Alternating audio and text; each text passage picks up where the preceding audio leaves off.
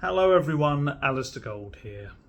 Yeah, bit of a different background. It's not the sofa, it's not the blue wall, it's a slightly better one. To be honest, it's the kind of background I wish I had every single week of my life, but no, I am down under, the other side of the world, Airlie Beach to be precise right now. And we had a bit of a rare kind of rest day. We've had a bit of a full-on holiday, heading around Australia and starting off in Singapore beforehand as well. But I thought, you know what? We've got a bit of a rest day. We were just kind of relaxing around the pool, and I thought, why not? Why not? I'm just as mad at home that when I have a day off, obviously I do these Spurs videos, so I thought, why not have a little chat? When my wife is sat around the pool, reading a book anyway, I might as well pop upstairs and yeah, my face is probably going to be a bit darker than normal videos, which is probably the best thing possible because it means you get to see that behind me rather than me. So yeah, I've got no apologies to make on that one because I'm sure it makes for far better viewing. Yeah, it's a strange holiday in terms of nothing seemingly major thus far. So touch wood, there's a bit of desk there. Nothing has happened of that kind of nature in the Tottenham Hotspur world, really. Normally there's some kind of madness going, whether it's be transfers, whether it's managerial, whether it's players. But actually, it's been okay with Spurs. I've kind of left them in the same position. They're still top of the table, 2 points ahead, of course, now. So an even better position. Yeah, and I've only missed the one match. I watched it. I got a much better appreciation of how fans across the world watch games of football.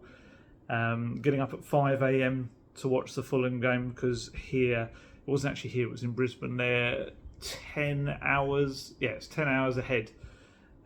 So yeah, 5 a.m. starts. Maybe I also got a little sense of what Ange Postecoglou used to do, getting up in the middle of the night and watching matches with his dad. The English games, so yeah, maybe it all fits together quite nicely. But yeah, you know me, whenever I've done these videos, I've always been very much of the feeling that I've never got on board this whole idea of you're only a real fan if you go to matches at the stadium. Honestly, I know the passion and dedication that the fans get out here, everywhere across the world, whether it be America, Asia, Africa, Australia, or any other continents you'd like to mention. Australasia, technically, I guess, is the continent here. Because I know that they not only get up at ridiculous times, midweek matches, ahead of having to go to work and things like that, they'll get up at like 2, 3 in the morning. Someone from Manila was telling me the other day that they got up to watch the Fulham game. I think it was 2 or 3 a.m. But also, sometimes they'll often go up and meet up at pubs and stuff to watch the games. And I was invited. I had so many very kind people asked to kind of meet up for beers, meet up for whatever, go and watch the games with everyone. I had to kind of politely decline the ones that I saw in time because I'm technically on a holiday with my wife, and she's been very good, as you'll find out, in terms of some of the bit of Ange Postecoglou stuff I managed to go off and do. So I couldn't really push my luck by just going off and having some beers with Spurs fans, as fun as I'm sure that would have been. But yeah, it's that did give me an appreciation of how much the fans kind of have to go through over here, and obviously those fans often scrimp and save their money to do the thousands of miles and come over and watch a match as well. So yeah, I would say there's lots of different kinds of fans, and everyone has to experience it in their own different way. Sorry, that sounded a little bit a little bit like some kind of preachy type. It wasn't. It's just I just have a respect for the fans across the world that do that sort of stuff. So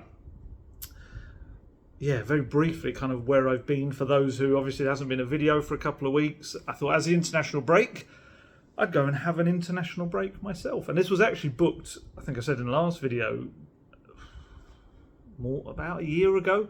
So I had no idea that Ange Postecoglou was going to become the manager of Tottenham Hotspur. I had no idea that an Australian was going to be the boss of Spurs. I actually had no idea at that point that Spurs on the summer tour were going to head to Singapore and Australia, which caused great frustration with my wife. Although we did go to a very different place in Perth. We haven't come to Perth on this holiday. Where have we gone to? Went to Singapore, went to Sydney, went to see the Blue Mountains, on to Melbourne, which was very cool. Did a sunset kayaking down the Yarra River.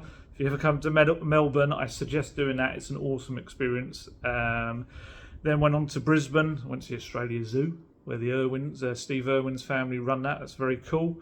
And you'll have seen, if you follow me on Instagram, you'll have seen various photos of me with koalas and kangaroos and things like that, and just generally doing the whole Australian experience. And then yesterday we headed to Whitehaven Beach, which is, if you can imagine a movie where it's like a white beach and clear water, that's exactly what it is. Apparently it's the #1 beach in Australia and in the top 10 beaches in the world or something like that. You can only access it by boat, and that makes it all sound very swanky, like I've done some very posh thing to get there. I didn't. It was like just essentially you jump on this catamaran ferry and it takes you across. It's a really good little tour. Do that and then Hamilton Island afterwards, which is a very cool place as well. So so very briefly, that's what I've been up to.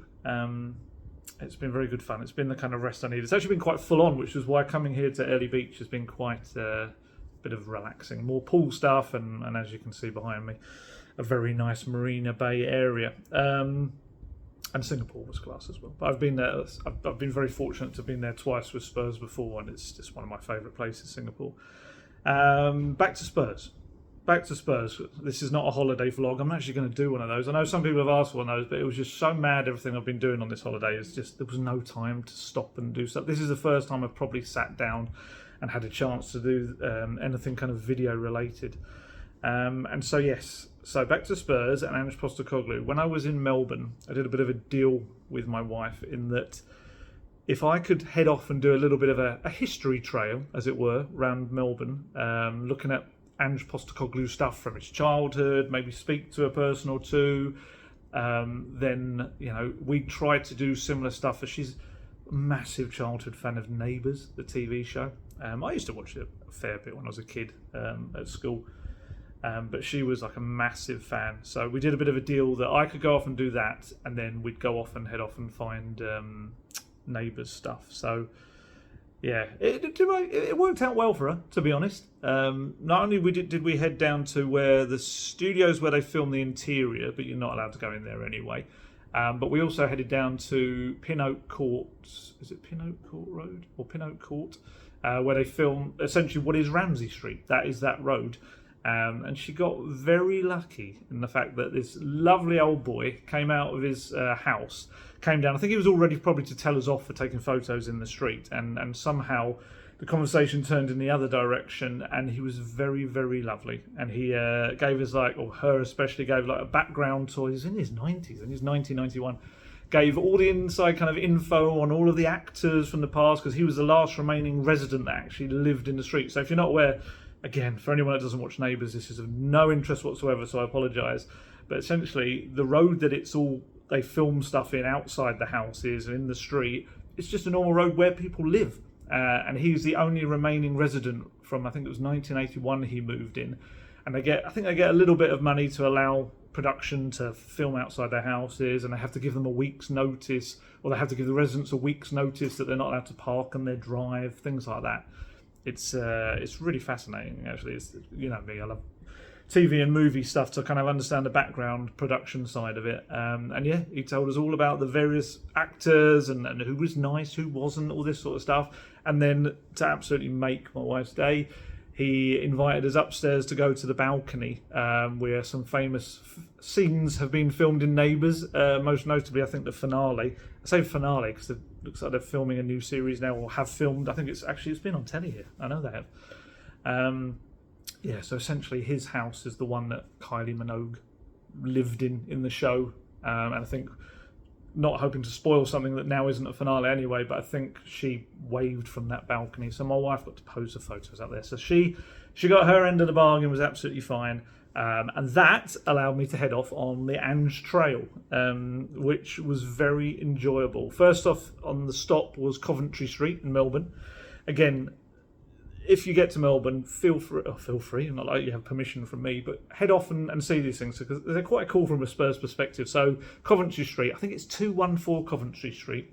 You'll be walking along what looks like just a normal kind of, I wouldn't say it's a normal city road, maybe like almost like a back road down the city. It's not like an alleyway or anything weird like that. It's just a road that's like not massively populated by shops, but there are a few. And you head down there, and then suddenly on the wall is this really colourful mural. Again, check my Instagram account if you want to see it. I think I put it on Twitter as well, of Ange Postecoglou holding up his when he won a load of trophies at Celtic. I'm not sure it was the first season or second season. It might have been the first. And it's just suddenly out of nowhere. You're walking down this Australian street, and there he is in all his kind of sweated glory, holding the trophies aloft, and it's very, very cool. It just comes out of the blue, which is the strange thing. And as someone pointed out when I put it on Instagram, hopefully that there'll be a new one there at some point with him holding Spurs trophies up. Obviously, there's a mural in Perth that was done of him and Spurs players, but I think that was pretty much done for the tour, whereas this was very much done as a kind of not an homage, but as a tribute, I guess, to Postecoglou for becoming, essentially I think he already was, but becoming the most successful Australian coach with that, and now, doing wonderful things in the Premier League. So that was that. And then I headed across to an area called, I'm going to pronounce it Prahran, but actually some people that I actually spoke to about it, Australians, they dropped the R, so called it Paran, which is strange because it is spelled Prahran. So I'm going to call it Prahran because that seems normal. But yeah, some people, and it wasn't everyone. For a man like me that struggles to pronounce things properly, it brought great difficulties for me.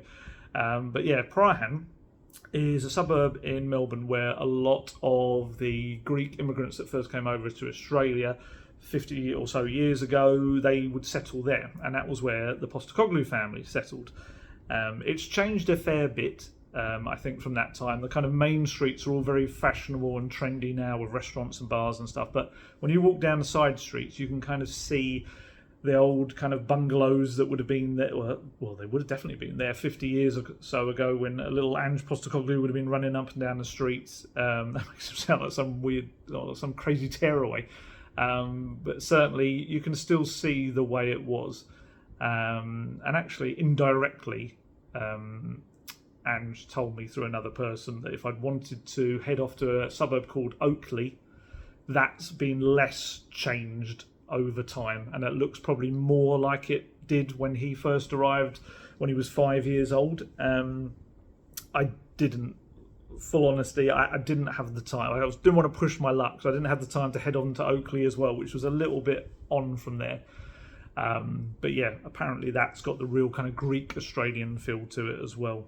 Gives you a better representation of it was. But you can, to be honest, you can feel the whole Greek representation across Melbourne. Massively felt it in the way, just a lot of the places, a lot of restaurants and everything. Some brilliant restaurants there. And if you weren't aware, apparently, I want to get this right, Melbourne is officially seen as having the third biggest Greek population of any city in the world, and that's after Athens and Thessalonica. So yeah, it's a massive amount of Greek people that came over here, and you do feel it, you do.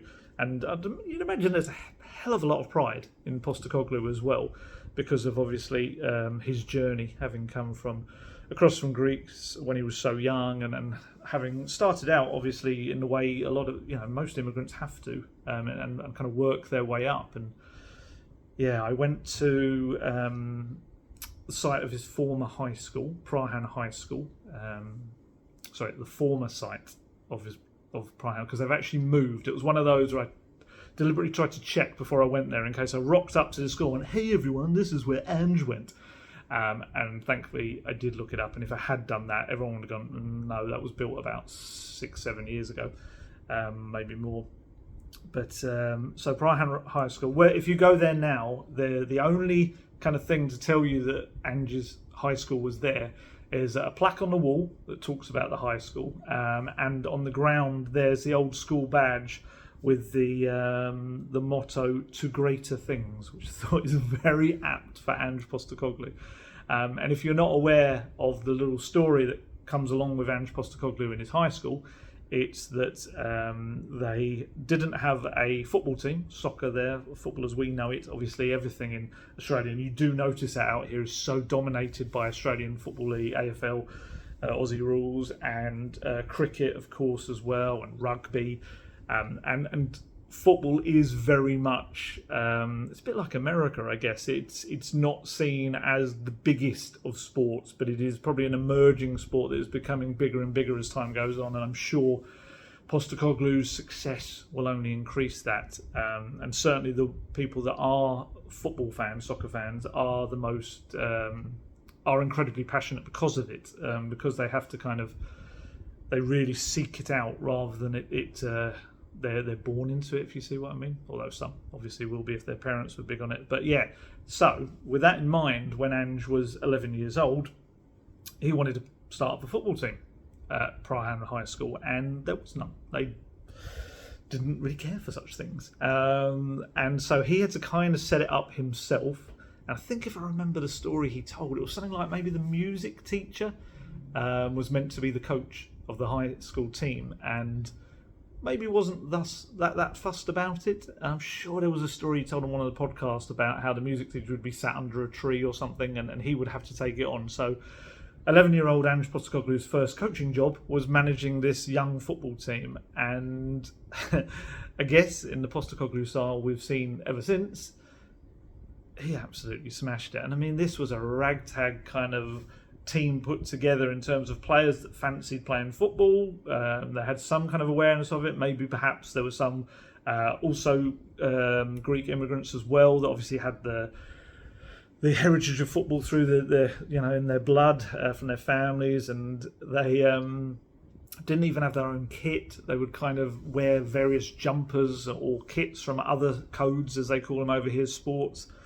and that didn't stop young Ange Postecoglou. He not only led them to an undefeated season, but they won the state championship, and he scored a goal in the final.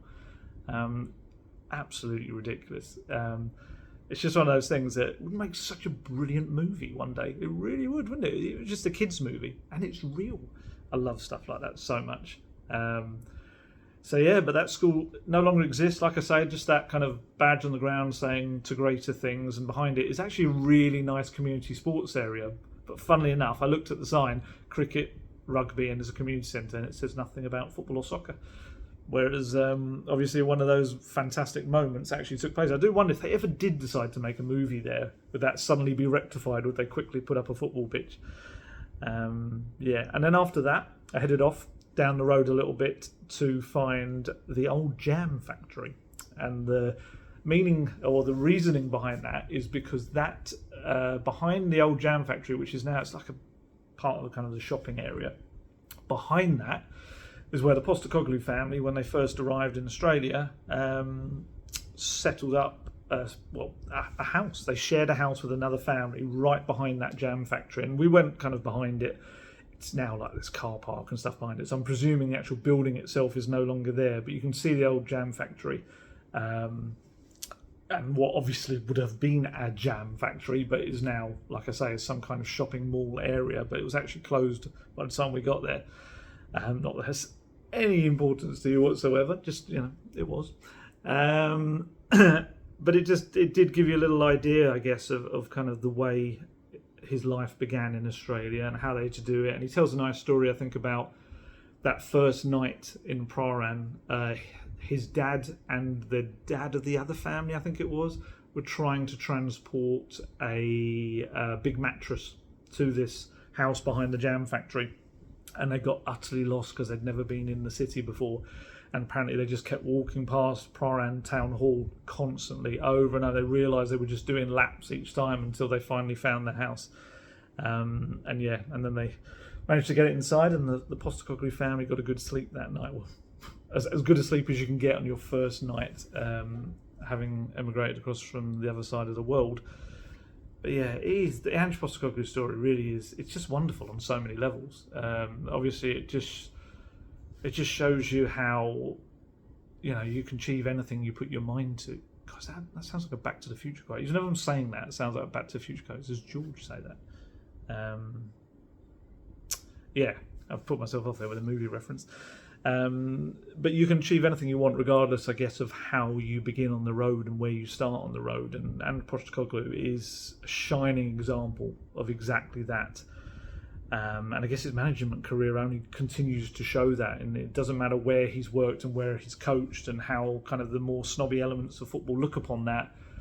He's now absolutely smashing it at the top of the Premier League. And yeah, they love him. They absolutely love him over here. He is, I think, probably if you asked anyone about, even people that don't follow football, about football, probably the first name that will come to their lips is Ange Postecoglou. And it was such a shame because I know he's done the 442 interview and I saw him on the cover of it and everything back home. I don't think it's come out here yet. I haven't checked the last couple of days, but in all the news agents, they've had the last month's edition of it. And I just know how that would go down here. So it'd be great when it comes out. And I know it was quite a big deal for Postecoglou as well, because obviously 442 is quite a traditional old magazine, and for people living in Australia, that would have been a big thing about football, and for him as well. So for him to be on the cover of it, top of the Premier League table, it couldn't be better. So yeah, I've been intrigued to see how that all works, or how that's people react to that as well. And my Postecoglou trail did continue. It didn't just end in Prahran. I then went on to meet the wonderful Nick Dimitrakis, who's a lovely character, lovely guy. And he showed me another mural. It's a mural of Ange Postecoglou alongside Pep Guardiola and Johan Cruyff. He had Anthony Samagis paint it at Nunawading City FC. Which is just kind of, it's actually not that far from the neighbours Ramsey Street set, the Pin Oak Court. It's really not that far at all from that, which was very helpful when I was trying to get over there to see it. And so he thought up this, although it was painted 7 years ago, he'd actually thought it up in 2008 because Nick Dimitrakis he's known Ange Postecoglou for a long time. But back in 2008, he convinced Postecoglou, who was then out of work. He had this coaching program that he'd started for youngsters, Postecoglou, but it kind of was spluttering a bit. I don't know whether it was to do with funding or whatever. It wasn't quite working.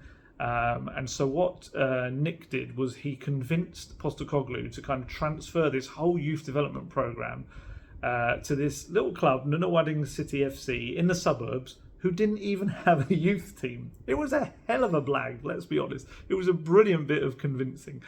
And so he did this, and he had this idea kind of for just how big he thought Postecoglou would be, how talking to him, how he just knew this kind of football, and how he was going to play. So they did. They transferred it to this team. They set up youth sides, and they started playing the Postecoglou way, the way that we're seeing Tottenham play, and how it's passed out from the back and everything.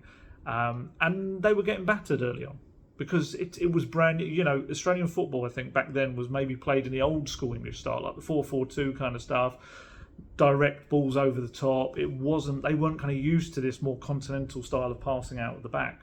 And Postecoglou brought this to the youth setup. And, you know, as Nick would tell me, people laughed at it. They would laugh at it. They would laugh at the way they were playing, and they would see these teams getting absolutely hammered and just think it was all a bit of a joke. And obviously Postecoglou,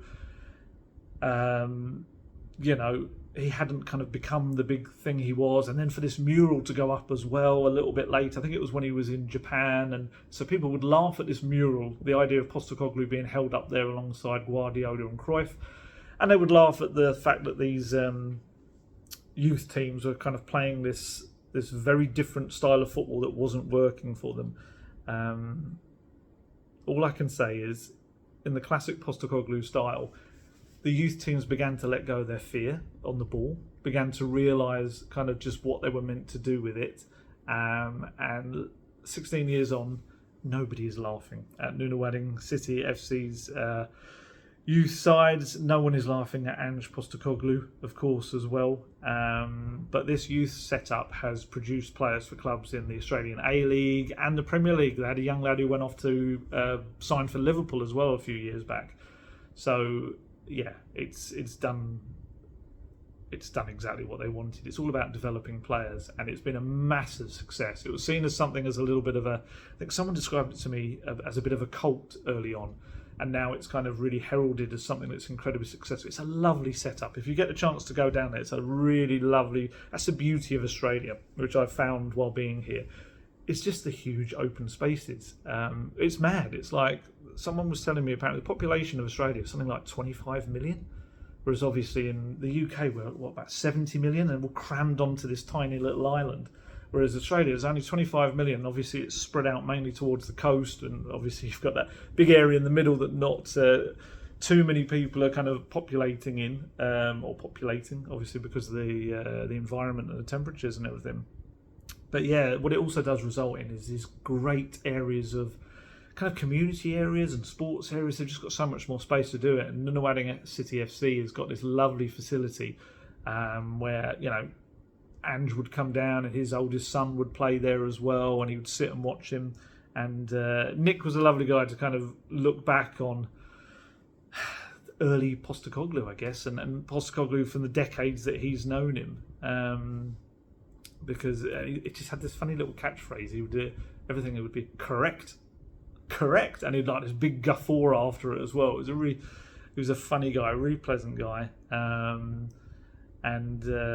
I didn't actually get to go on to look at the various stadiums. I know a lot of people on social media say, oh, you've got to go to the Brisbane Roar Stadium, and you've got to go to obviously the Melbourne stadiums, South Melbourne, Hellas, and then later on in his career as well. Again, I didn't want to push my luck. I kind of always had this feeling that with stadiums, I maybe will get the chance in the future. That weirdly came true very quickly a few years back when my wife said, do you want to do the Camp Nou tour in Barcelona? And I was like, oh, do you know what? I've got this feeling that Spurs will be here at some point. I don't need to put you through that. And lo and behold, a few months later, that was when Lucas Moura scored that late equaliser at the Camp Nou, and I got to get a good tour of it that night. So yeah, I don't try to do football stadiums on tours, but obviously I went around the outside of some places like the MCG and the Marvel Stadium in Melbourne's very cool as well. Paul McCartney was playing there actually, just on the night before we headed off from Melbourne. But yeah, I mean, I got a real sense, I'd say, more so than going to a stadium from Nick about Ange Postecoglou, because he spent so much time with him, and he had to kind of take his coaching philosophy and put it into this youth setup as well. And he told me some lovely little stories about him, about how Ange has this ability, and we've seen it already, and I'm sure the players have seen it already, of being able to be very funny, very kind of jokey, and like laughing at stuff with you, and then just in the next second suddenly switching to being incredibly serious, very serious person. And he told me one example of that was when I think Nick was talking about Pep Guardiola, and he was comparing Ange to Pep Guardiola. And obviously he's got this mural. I've got a photo that I've been sent of Ange standing in front of that mural as well. And he'd just been laughing, Ange. And then suddenly when he started to really compare him to Pep, he went, and this is paraphrasing from what Nick said, he said, Ange suddenly said, no, he is Pep, I am Ange. Very, very short, very quick statement, but just very much like that distinction of, he doesn't try to copy anyone, and which is why I think he found it so funny when there was the whole thing about the fullbacks, the inverted fullbacks, and copying anyone. He, obviously he's inspired by people, and there's people that he's respected as coaches, but he is Ange. It is the Ange way, what he does. And he also spoke about him kind of, like I say, coming to watch his own son as a kid at Nunawading. It's Nunawading or Nunawading now, I can't remember how he pronounced it. I'm sure someone will tell me in the comments. And just also how supportive he was of his son as a dad, rather than the terrific coach and manager we knew, because he could have easily taken over. And he told me about this really nice moment when they were watching the Nunawading youth team. Obviously Postecoglou's son, I think, was playing in that one. And they were watching him. Suddenly the team, this was quite early in their progression as a youth setup, this team suddenly, the young lads started to play it out from the back. And it was like, oh, this is really nice. It was a really nice flowing move, went all the way up the pitch, and then they scored a goal. Everyone cheered, and then it was ruled out for offside. The flag had obviously gone up. And the parents went mad. The parents were raging at this offside decision. And apparently Ange turned to Nick as calm as anything, as he always is, even now in those big kind of refereeing moments. And he just said, they're so busy complaining about the offside, they haven't noticed or remembered the incredible move that got there. And that's exactly what we wanted. He said that's better than the goal would have been almost, because it shows us what we're doing is now there. It's imprinted. They've lost the fear. They played football. And it's so many parallels to today, just seeing how he even does that at the kind of the youth level. And it's exactly the same kind of template that he brings now. You know, remember that story, I can't remember the player's name now, was it Brisbane? I think it was at Brisbane, when he had one of the young defenders made the same mistake twice and it led to 2 goals. But rather than being angry, he knew in that moment he had the team, because they were willing to take those risks regardless of the consequences. And it's lovely to see that even at the youngest of levels, you know, these young kids, he was doing exactly the same. Yeah, absolutely fantastic. And so, no, I gleaned so much from Nick Dimitrakis, lovely guy. I'll probably, hopefully, when I get back, do some kind of feature as well on it all, and try and remember any other little bits and pieces and things that he told me. And I'm still in contact with him, so I'll get more from him and we'll chat about it. But yeah, seeing how the Postecoglou way began, and seeing how he was as a young coach as well. It's fascinating. So yeah, I'll get all that down on the written page, and I'll get more kind of little bits and pieces from people along the way. It was all very classic Ange. So that brings us nicely around, I guess, to the game against Fulham. And the fact that Ange Postecoglou, from those beginnings in Prahran, obviously previously in Greece, but his formative years at Prahran High School as a coach, and then setting up his youth setups here as well, he has now just broken the record for the most points, 23, registered by a manager in their first 9 Premier League games. I mean, we could have wished for a great start. I don't think any of us expected it to be this good. I'm sure Ange Postecoglou himself would not have expected it to be this good. We all expected a little kind of difficult moments as the team transferred his ideas into theirs, but my goodness, has he had a buy-in. This has to be the biggest buy-in he's had in his career. When I'm back, or maybe I'll ask Guesty to ask it this week ahead of the Palace game, but it's got to be the biggest buy-in from one of his clubs, surely, just to find a team that desperately needed him in that moment. And 23 points. The previous record was 22, which was set by both Mike Walker. Would that be at Norwich? Yeah, I think he was Mike Walker, wasn't he? Ian Walker's dad. And Gus Hiddink as well. They both got 22. But Ange has made history with 23. Only 8 sides in Premier League history have started a campaign with more points. 4 of them have gone on to win the title. We're not talking about that. And 3 have finished second, and 1 ended up third. And on top of that, throw some more stats at you. The Postecoglou's Tottenham Hotspur have had the most shots on target, most touches in the opposition box, most final third passes, most take-ons attempted, and the most ground duels won this season. Just crazy. Absolutely crazy.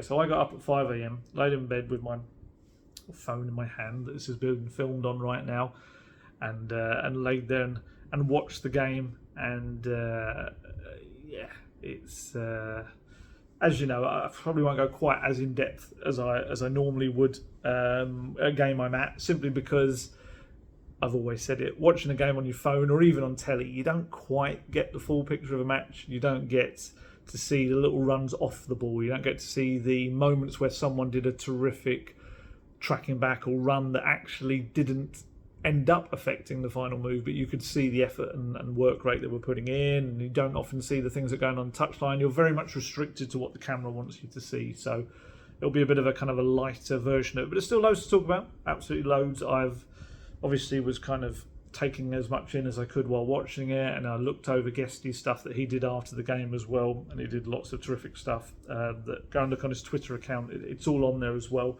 His views on the game, his talking points, his what did he do? He didn't do moments missed. He did player ratings as well, and it wasn't the greatest game in the world. I did feel that there were too many times maybe when Spurs players were looking to just pass the ball off rather than take first-time shots. I do wonder, once they kind of think, and maybe just be that little bit greedier in moments, I think Spurs are then going to really start racking up the score lines, because there's so many moments where they almost try to walk the ball in rather than just take a kind of an impromptu first-time shot. I always remember this about Jermaine Defoe. One of his greatest strengths, obviously now a youth coach at Spurs, but one of his greatest strengths was that he would catch the keeper and the defence unawares because he would suddenly shoot. And there were moments where you didn't expect him to, and it made it difficult to block, and it made it difficult to react. And that's maybe something that Spurs kind of have to do a little bit more. They're trying to walk the ball in, and that can allow for defences to become more compact and organised in front of them, I guess, rather than taking snapshots at times. And but yeah, still got the job done. Second half was sloppy. Second half, it wasn't one of the best, and I've got some, obviously, Ange Postecoglou quotes about that where he very much makes that clear. I thought the pressing, as he picked up as well, was terrific. Obviously, both goals kind of led from pressing, and again, you've heard me say it a million times, the best version of Tottenham is the aggressive, pressing, harassing, bullying Tottenham, harassing the other team high up the pitch. I love that style of football at Spurs. It requires a lot of stamina and energy, but right now, Postecoglou, especially with not only the way he's worked them, but also the fact that obviously most weeks, this week being the exception, they've got these 3 clear weeks to recover. And, again, I don't want to get too carried away, even as difficult as it is right now, but I think their pressing game this season will be so much easier to execute, and that will bring them a lot more success. It really will. So, as for the positives, of course, Sonny. You've got to start with Sonny. Once again, a lovely goal and an assist. That finish, he does so many of those trademark finishes, just shifting it out of his feet beautifully and just curling it with his right foot into the corner of there. He's so good at it. So that's now, 7 Premier League goals? I think he's just the one behind Haaland now. Absolutely started the season exactly how everyone hoped he would. He's the main man in the attack at Spurs. He is, and that's exactly what he needed. That chap who's gone off to Bayern is doing very well for himself at Bayern, Mr. Harry Kane. Sonny just stepped up again, and he's become the star, and it's lovely to see. I loved the way he stepped up, not only on the pitch but off of it as an experienced leader as well. And yeah, he's a terrific player, and Spurs are so lucky to have him, so fortunate to have him, and I love that it's kind of come this full circle now. We had that very first year when afterwards he kind of wanted to leave the club, and Pochettino back then had to kind of convince him to stay, and now all these years on, he's the face of the club, the leader of the club, and it's such a lovely kind of cycle that's come around, and fully deserved for a guy that adores the club, and you can see that in everything he does. He absolutely adores Tottenham Hotspur, and if anyone you'd want to be the representation of your football club, it's Sonny. He's a remarkable player. What else do we have in attack? Richarlison got an assist. He did. I think he did all right. He had there was one wild shot. There was one early on he maybe could have put on target. It just rolled wide of the right-hand post, if I remember correctly. I was a bit kind of bleary-eyed at that time in the morning. But yeah, Richarlison, he did okay. He did fine. One of his better performances for me. Kulusevski on the other side. Still got to get those numbers up, I think. Yes, he's doing all the good stuff off the ball that Ange loves, and he's working incredibly hard. And I do think you'd miss him if he wasn't on the pitch. But I just think, again, maybe he was one of those players who needed to take a couple of shots a little bit earlier. And that could be just a confidence thing with him. But there were moments when maybe he could have had an assist or two if someone had been a little bit more clinical with his passing. He's just got that strength he has on the ball. It's such a big thing that he brings to Spurs, and his running. But I do think with Brennan Johnson fit now, it's going to push him. It's going to push him that little bit more, him and Richarlison. And they're both going to have to kind of increase their numbers that little bit. Richarlison, in terms of his goals, his assists are going to getting there. And I think Kulusevski, a little bit of everything. We know he's capable of it. It's just one of these moments where it's just not quite happening for him in the final third with the final ball right now. But that will come. But Sonny was class, and there was some nice little quotes from Maddison after the game. He said, "We have a brilliant relationship. Sonny was a player I loved for years and years watching, and now it's an absolute pleasure to play with him. He's a world-class player. I don't throw that around a lot. We like to link up. We work a lot on it in training, and we're starting to understand each other's runs. And Maddison was terrific again. He's got to be the Premier League signing of the season so far. Not just at Tottenham, anywhere. He has to be, for the money as well. And in terms of Spurs signings, he's probably got to be the signing of this decade so far. You know, there were a lot of brilliant signings at Spurs. You know, Sonny's a great example in the previous decade. But this decade, let me know in the comments. Honestly, I think Maddison has to be the best, doesn't he? So obviously we're starting from 2020.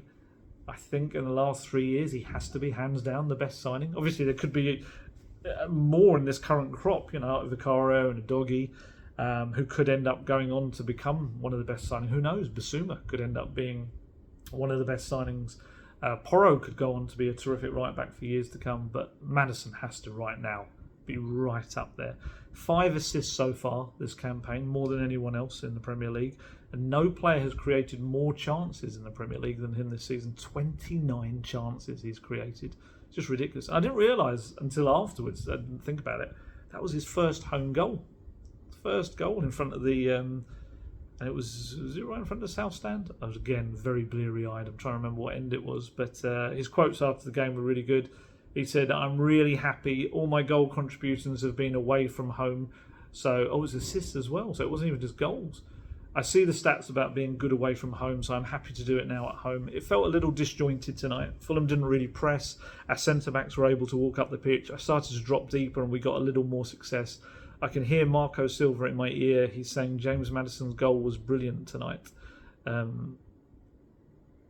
that a quote from him or is that a quote from the commentator? I don't know.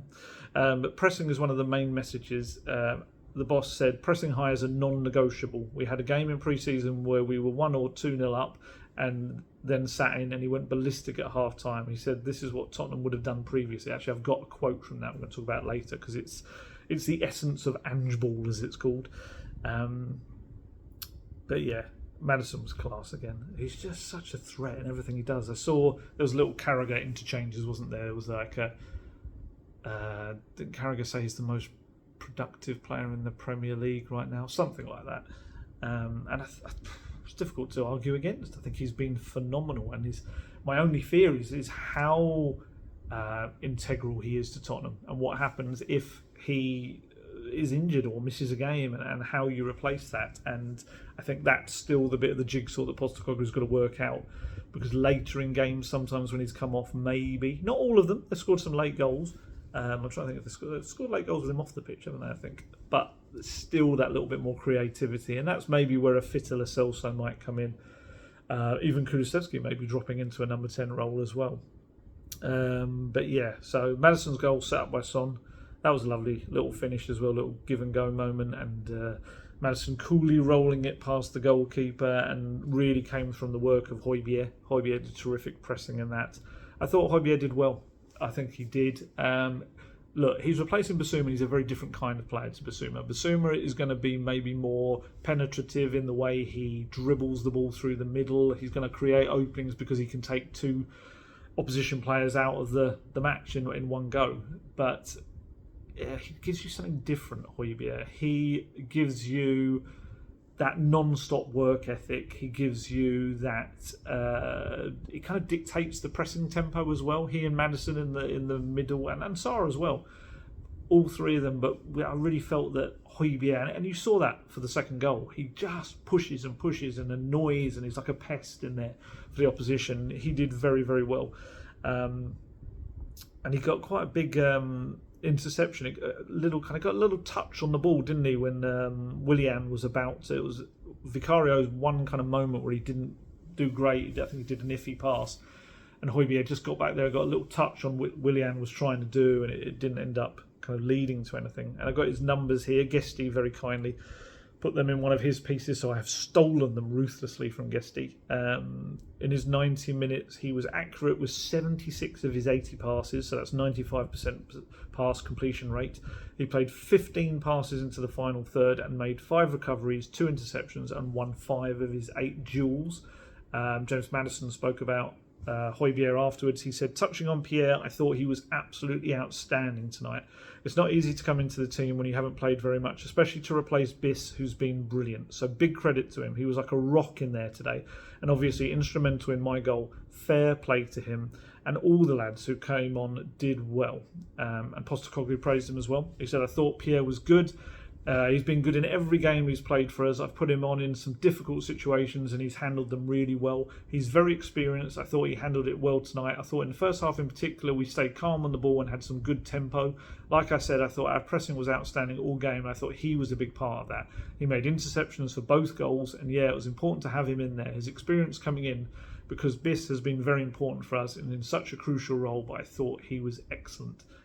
Technically, the first goal was Van de Ven, but we'll talk about that. Unless Højbjerg had another little role in the move as well. He may well have done. Again, watching it on a tiny little screen. Other than that little moment, I thought Vicario was brilliant. That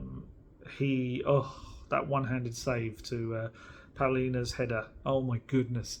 That's one of those that if he is not the winner of the Save of the Month for October, I don't know what else you can do, because it was close range, or close range itch. It was in the box.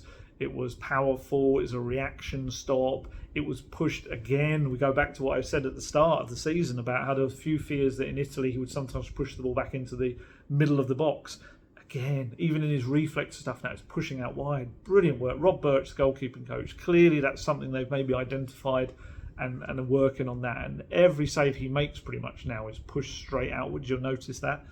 And other than that one little moment of kind of iffy footwork, he did so well. He did that. He did another late save from Raul Jimenez, which was a really important save as well. Might have just given them a little foothold back in the game. I just love the fact that the successor to Hugo Lloris had to be someone that was a real presence and someone that the whole defence could trust upon, and someone that you felt, okay, this guy could be the future. He could be the goalkeeper for Tottenham Hotspur for the next 10 years. Guillermo Vicario right now looks exactly like he's going to be that. I'm so impressed with his adaptation. It's phenomenal, quite frankly. And it just shows almost, doesn't it, how if you buy into the Postecoglou way quickly, your adaptation actually to the Premier League suddenly becomes a lot easier, because you're just, in essence, just playing football the way football is meant to be played, even as a goalkeeper. So it's taking you back to kind of the essence of what you got into football in the first place, and maybe that makes it easier for you. I don't know. But another phenomenal signing, I think, this summer. He's just been brilliant. In terms of the centre-backs, I thought they were both excellent. Romero, just some crunching tackles. Even here on the other side of the world, I could almost hear the crunch and wince as he went through someone. But it was perfectly timed. There was nothing wrong with him whatsoever. Again, it was choosing the right moments to do it.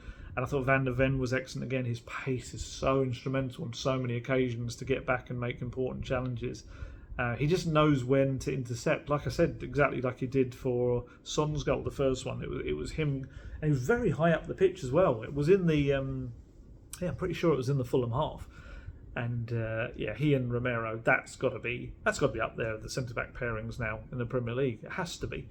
It's going to be interesting now. Now they're becoming more and more of a known quantity, Spurs, and how much praise is going to be put upon them. I mean, you see some ridiculous fan comments from other clubs about how Spurs have been lucky and all this sort of stuff. I mean, how many games does it have to keep going on until it's not lucky? It's just a very well-structured team playing lovely football. Sorry everyone wants to watch Tottenham. We've earned it. We've deserved it. We've had to watch some utter turgid rubbish over recent seasons. So please forgive us if we're going to actually enjoy watching our football. It's like the celebration police, isn't it? You can't enjoy that, like when the players go up at the end of a game and celebrate with the crowd and the South Stand and do all of that. Oh, they've only beat Fulham. Oh, just get a life, quite seriously. It's just mad. It's what football's about. I just find that such a ridiculous thing. And as soon as it's their own club, it's okay, it's fine. It's such a classic tribal football thing. Both centre-backs excellent. I thought Doggy was very good again. Left-back getting up and down the pitch, had a chance. He's going to score at some point, that's coming. And he had a good interception at the back, I remember as well. I thought Porro again was good. Both of them are very good at getting into those number 10 roles. They're really adapting to this very different kind. They're the ones that probably have the most changes to make in their game. They're the ones who have got to not only be fullbacks or previously wing-backs, but they've got to become central midfielders. It's such a kind of a change in mindset for them in the way they've got to operate and know when to do it as well. And Porro was close to scoring. I think it was Richarlison swung in a ball that he almost got his toe to. It was very, very... that would have absolutely been a massive kind of... I guess, verification mark on everything that Postecoglou's trying to do with the fullbacks, the inverted fullbacks. It was very cool. Pape Matar, mentioned him very briefly earlier, just belies his age with every single match. There was one moment when he sprinted back out of nowhere, didn't he, to head the ball just before Jimenez. It got to him. He's very tactically aware. He's very intelligent on the ball and off the ball. And the most exciting thing with him is this isn't the Pape Matar we'll be seeing in 4 or 5 years' time. This is the early version. It's a very good version. But what is he going to become? Is he going to become like a real lung-busting box-to-box midfielder who chips in with goals as well? Is he going to become more of a defensive powerhouse? We just don't know. Is he going to become like a Vieira type? Is he going to become more of a Gerrard type? Is he going to be someone that scores goals and bursts into the box to just pop up in those big moments, which is, who knows? And that's what's so exciting about him. He's 20, is he 21 yet? I can't remember, but so exciting, such a young player. And the subs that came on, I think I've covered every player there on the pitch, haven't I? Of the subs that came on, I think Emerson was the pick. Made a couple of big blocks in his own box, which are very good. Shows that he's going to come on and make a contribution. Skippy's contribution was a bit mixed. On the whole, I thought he did a big tackle on Willian. I remember that. And who else? Valise and Lo Celso came on, got a few minutes. That's good for them. More game time, more kind of, improving their little bit of sharpness that they need as well. Like I say, who knows? Friday night coming up quite quick. Friday night for you guys, 6 o'clock in the morning for me. Saturday, they need to be just that little bit sharper, especially Lo Celso. He could be called upon sooner rather than later because you don't really want to push Maddison.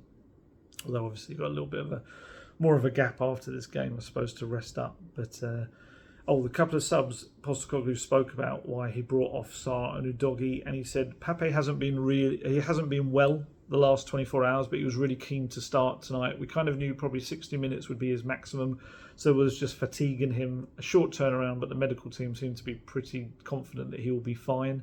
That's mad that he still plays that well despite the fact he wasn't well. He said Destiny just felt a bit of tiredness at half time, and we said just give it 10 to 15 minutes. Again, a short turnaround, and once we got the second goal, it made sense to take him off. So, it was interesting that, didn't he? He didn't go to Davies, did he? He brought Emerson on and played him on the left. Again, planned substitutes by the sounds of it, in terms of one plan for the match, one plan at half time. And that hopefully should keep them fresher for two youngest players as well, fresher for the Palace match as well. And I'm intrigued to see kind of how, obviously I've been out of the loop a little bit being over here, but intrigued to see kind of how close Bentancur is now. It sounds like he is increasing his workload in terms of with the group as well, in terms of training, and they've just got to pick the right moment now for him to come back into action. So yeah, that's going to be a big one, really, Bentancur coming in, because he was such a huge player, and you just get the feeling with his ability on the ball, his sense of not fearing the press, being able to dribble or pass out of pressing football. He's so suited to Postecoglou football. I'm intrigued to see where he steps in, and obviously right now they're flying. You can't even really see who kind of comes out for him. You'd imagine in terms of seniority it might be Sarr. It does also mean that Højbjerg, if he does still want to go in January, Bentancur's return probably makes that far easier for him to do so. You don't know the way football works. Basuma might get injured. Højbjerg might play more games before January comes along, and he might be loving it, so he might not want to move, or contract situation-wise, he might not want to move right now. We don't really know how that's going to go in January, but Bentancur is going to be a huge addition. He really, really is. He's going to need a bit of time to get back to where he was. I don't think everyone can get too overexcited about his early weeks and maybe even months, but still, he's going to, you'd imagine, get more and more minutes from the bench in the coming months. And then I just hope, if he can get back to the player he was, wow. He could be terrific in this team. And who knows, if he is fully firing for, let's say, the second half of the season, that could be a big thing for Spurs in the run-in. Whatever they are aiming for at that point, that could be, in the old cliched words, like a new signing. It really could. So Ange on the match, and how well Spurs are doing results-wise. He said, it's a credit to everyone. We've had a really encouraging start to the season for sure, both results and performance-wise. We've been really consistent. We had to work hard tonight. I thought first half we held it really well. We had to be pretty patient in the way we looked for the openings, as Fulham were well organised, particularly defensively. I thought we showed our patience. I thought our pressing was outstanding the whole game. Maybe the first half we could have had one or two more just to put the game to bed, but really disappointed with the second half. With the ball, we were nowhere near the levels we've been all year. That probably was the worst sort of 45 minutes with the ball we've had all year. We've got to make sure we stay disciplined in our approach, because in the end, Vic made a couple of great saves to keep a clean sheet. Within that context, we should have had much better control of the game than we did. And when he was asked about that drop in the second half, he said, I'm not trying to make a point, it's just what I saw. I thought we were really wasteful with the ball in the second half. We took some liberties with taking extra touches. I've been around long enough to know if you try to take liberties, you'll get dragged down pretty quickly. I'm not going to let the fact that we've won the game disguise the opportunity there for us to improve. In the second half, with the ball, we weren't anywhere near the levels we've already shown this year, and there was no real reason for it. It wasn't as if the opposition did anything different, it was more self-inflicted. My role in that was to give feedback to the players. That's what they want. They want to get better, they want to improve, and I've got stuff there to show them. I love that. I love that mentality. I love the fact that it doesn't matter that we've won. These players want to improve, and I know how to make them better. I just love that. They did overplay it a few times, like I said earlier. And Guesty actually pointed out into some nice little bits in his talking points, again, on his Twitter. He said that there was a moment when, who was it? It was Postecoglou gave a real rocket to the defence, because I think it was in the opening 45 minutes when they were a bit kind of loose on the ball and they were allowing Fulham in. He really gave them a rocket. And then in the 71st minute, Richarlison, there was a long ball from Højbjerg, which Richarlison, rather than just taking down normally, tried to do like a fancy thing and take it down on his shoulder, control it with his shoulder, and he messed it up. He lost possession to Castagna. People remember that, always reminds me of Seinfeld and George Castagna, his old gym coach when he was at school, used to call him Castagna. That's what Castagna always reminds me of. A little weird aside. And yeah, apparently Postecoglou went mad when Richarlison did that. I guess he said when he tried to control it with his shoulder, he was just like, it was just obviously felt it was unnecessary and lost the ball in a moment they really didn't need to. And apparently Maddison, quite interestingly, put his hand up to apologise to the bench and then went over to Richarlison and gave him a pat on the shoulder as if to say, just encourage him. Again, leadership role from Maddison there as well, the vice captain. And actually, talking to Maddison, this was where there was a really interesting quote that he came out with, which kind of was referred to earlier about the Shakhtar game. He said, the gaffer went ballistic at us at half-time in the pre-season game against Shakhtar. When we went 1-0 up and then sat off and stopped pressing, he said that's exactly how Tottenham have been in the past and that it has cost them and that we have to keep going and never sit off. I love the fact that he is referring to previous Tottenham kind of teams and the way they would do that, because it was the most frustrating thing for us as fans and reporters to see the team kind of be on top, doing what they need to be doing, going for it, and then for no reason whatsoever suddenly dropping off. And we always kind of assumed, was it the manager, was it the players? The players would often come out and say that we're not being told to do that for some unknown reason. Naturally, we're sitting back. I just love the fact that Postecoglou is immediately, gives them a rocket every time they look like they're doing that, and saying, because he's got the evidence there, he can say, look, it didn't work. Look at that game. Look at that result. It didn't work. If you do that, if you're going to step back and try and sit back and hope for the best, It's not going to work. And it doesn't work with Postecoglou football. Postecoglou football is relentless football. It is non-stop football. It is football until the 96th, 97th, 100th minute, whatever the game is now. There is no point when you're just going to sit back and defend. And that doesn't matter who the opposition is. They're going to go for it. It may prove to be their undoing at times. It may, be seen as naive at times. But it is the way they play. And right now it is showing that it can be a real force. Someone will come up with a way to kind of combat it. Some of the teams have been very compact and organised, but Spurs have found ways around them. And likewise, Postecoglou will learn, he'll tweak. This is what he says. He has a style of football, but he does always tweak it and adapt it to take into account what other teams will eventually start to do to it and learn about it. But yeah, I love the fact that he's telling them, no, none of this rubbish. None of this rubbish. We don't need it. You go. You try and score. You don't sit back and be pleased with what you've done. And that's fantastic. So yeah, it, like I say, wasn't a phenomenal, thrilling game. They did the job. I would say other than those two big saves, Fulham didn't really have, a massive chances, whereas Spurs just probably should have done better in that final third, and that they would have had far more shots on target than they had. But yeah, comfortable enough. Back on top of the table, 2 points clear. Obviously, if they win at Palace, you could say they're going to go 5 points clear at the top. But it's difficult to say 5 points clear because technically other teams are about to play their matches. But certainly it would put them in a very good position. To be honest, even a point does. But I'm sure they won't be aiming for that. They'll be aiming for the win. And Palace have got one win in the last 6 games. That was obviously one at Old Trafford. I think the key thing for Spurs is going to be this quick turnaround, is to have a game. It's the first kind of time in a few weeks now that they've had that playing Monday night and then playing Friday night. It's what you got Tuesday, Wednesday, Thursday in the middle. So yeah, it's a little bit less recovery time when you're playing the Postecoglou way. So that's going to be a key thing as well. What changes he makes. Basuma, obviously, you'd think would come back in, but that's a difficult one. Højbjerg, it's one of those difficult ones where it kind of sends a message to Højbjerg, but then Basuma has been so important to Spurs, and especially away from home, you're probably going to need his dribbling ability to break down Palace. But then you've got Højbjerg there to come in, and who knows? Maybe if Sarr isn't quite,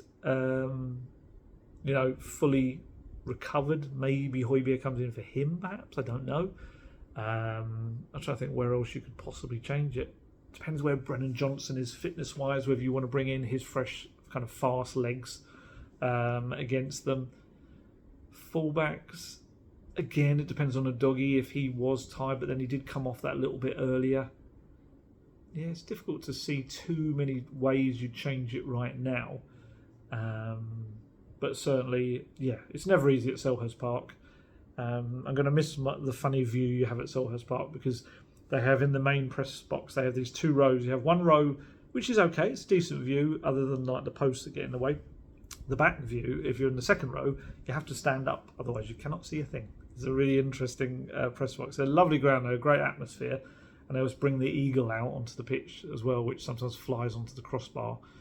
But yeah, if Spurs play the way they've been playing, you would think they would get something from Palace, but let's be honest, at some point they're going to have to slip up slightly. Of course they are. They're a new young team in their formative kind of stages. It's going to come at some point, and everyone will leap on it, and gleefully the other clubs will say, oh, this and all that. Oh, I don't know why I talk like that. But it's going to happen at some point, but hopefully not yet. And obviously there's the biggie straight after that against, or the next game against Chelsea, which I will be back for the return of a certain Argentine to the Tottenham Hotspur Stadium. What a game, and they're starting to kind of get better now. He's starting to get a hold on that squad, Pochettino, and get more out of them. Weirdly around the same kind of time as he did at Tottenham in his first year in 2014. But that's going to be a huge game. And it'll be a good test of, I guess, of which new team and new coach without European football is a little bit further along the road. The atmosphere is going to be incredible. I'm still intrigued to see how Pochettino is met the reaction by the fans inside the stadium. I'm intrigued to see, because that is the thing now, is that Postecoglou has got so much affection from the Spurs fan base. It'd be intriguing to see now whether that actually also plays a part in people going, yeah, thanks Mauricio, but we like this guy now. I'm intrigued to see how that all works. But so I'm not going to be back for that game. It's going to be another early morning jobby. I think it's 6 a.m. because I'm going to be briefly back in Sydney before I head back. They're 9 hours ahead. Or are they 10 hours? No, sorry, I think I've got it the wrong way around. What are they now? I can't remember which way around it was. I should really know. What is that? 10 hours. No, it must be 10 hours. It must be 10 hours in Sydney, 9 hours here. Yeah, because 10 hours means it'll be 6 a.m. rather than 5 a.m. Yes. If I said that at the start, I got my times wrong. I apologise. I don't know where I am right now. And then I'll be back. Probably do a video on Sunday. Probably be a little bit out of it just before then, but Sunday I'll do another video and we'll have a chat about the Palace game, anything else that comes up, and then we'll start to look ahead to that Chelsea game, which is going to be a biggie. So there you go. So not as long a video as normal. Again, like I said, if I'd been at the game, I'd have gone into a lot more detail, hopefully, about the game itself. But hopefully you like the little stuff that I found out here in Australia about Ange and his history. And like I say, I will write a feature on it when I get back. Apologies if the sound, I don't know, I've got a fan going above my head as well. I don't know if the sound will be as good. And whether the light's good, definitely a lot darker, which is maybe no bad thing. But as I said, the view is better than my face anyway. And hopefully this uploads as normal and it doesn't have any issues. I know we've had some issues in the past with the video taking its time to upload, and when it does, as the HD version is a bit slower than the SD version, which causes problems for some people who get the whirling circle of doom. But yeah, I think hopefully the way I'm going to do this, because it's 1:30 in the afternoon here, back home you're all asleep right now while I'm recording this. Back home people in the UK are fast asleep. So I'm going to upload this to go early in the morning UK time, so the light behind won't look as weird. Whereas for me, it will be pitch black here by the time this actually goes online. Maybe 6 hours, 6 a.m. Oh, I don't know. But whatever the time difference is, I'm going to be so messed up when I come back. I'm so used to kind of thinking about England being on a completely different time of the day. But yeah, you'll get this hopefully in the morning. Probably put it out quite early in the morning for anyone to watch if they want on their way to work, or if not, watch it when you get back from work. Watch it on your lunch break. Don't watch it at work, you'll get in trouble. Or don't watch it at all. You don't have to. There's no pressure. I'm not one of those guys that tells you have to watch it, you have to follow any of that sort of stuff. You know me.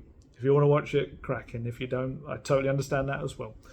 And right now, I appear to be taunting you with a paradise-looking background behind me as well, which is not meant to be. It's just I thought, hey, it's better than the blue wall. It's a different kind of blue.